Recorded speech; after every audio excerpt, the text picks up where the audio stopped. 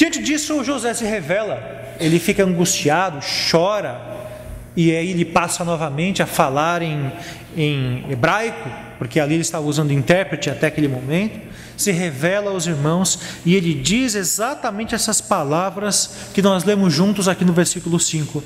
Agora, pois, não vos entristeçais, nem vos irriteis contra vós mesmos por me haverdes vendido para aqui, porque para a conservação da vida Deus me enviou adiante de vós.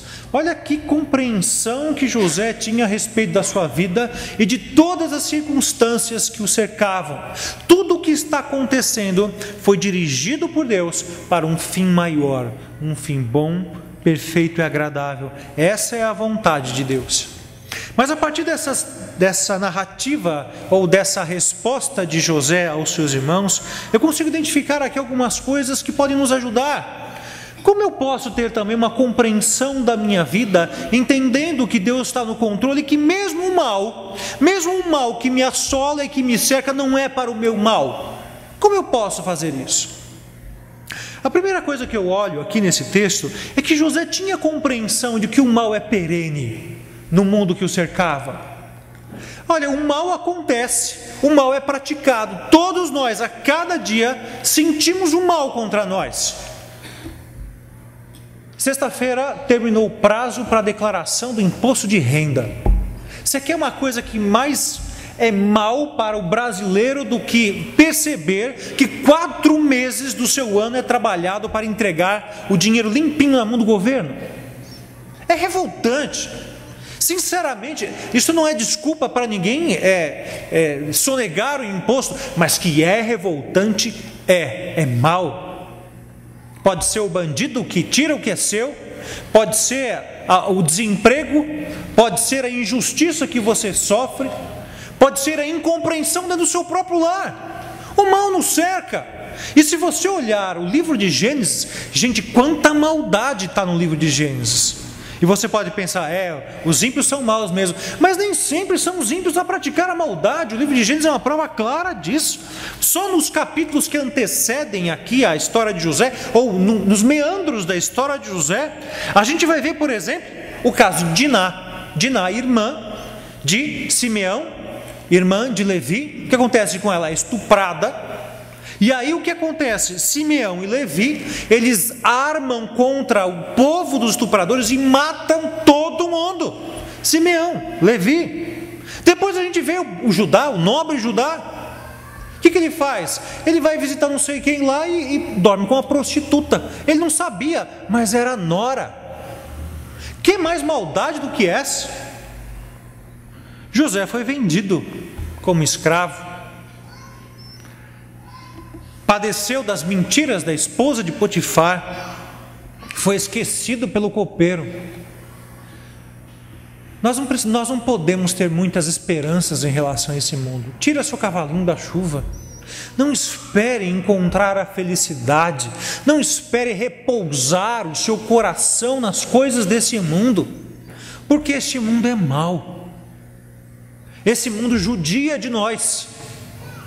A palavra de Deus diz que no final dos tempos, os jovens estavam até hoje, os jovens adolescentes conversando ali sobre o Apocalipse, sobre as últimas coisas, e a palavra de Deus diz o seguinte: olha, se Deus não tivesse misericórdia do seu povo e abreviassem os dias da grande tribulação, não sobraria nenhum de nós, nenhum dos filhos de Deus sobre a face da terra. A maldade é perene e ela vai acontecer. E infelizmente, olhando para a palavra de Deus, ou felizmente, confiando nas promessas do Senhor, o mal só vai aumentar. E talvez aqui resida até uma esperança para nós, não é?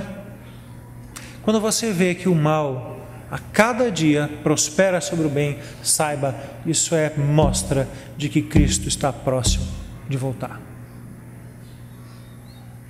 Até nisso a gente pode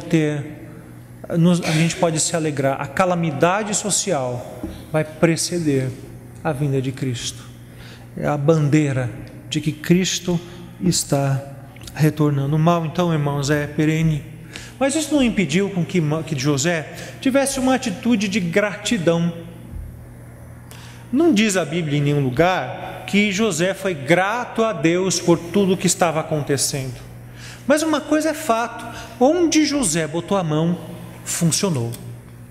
Tudo o que ele se propôs a fazer, fez, e saiu muito bem feito. Você acha que alguém reclamão, alguém que só se indispõe em relação às coisas da vida, aconteceria isso? Ele faria assim? Acho que não.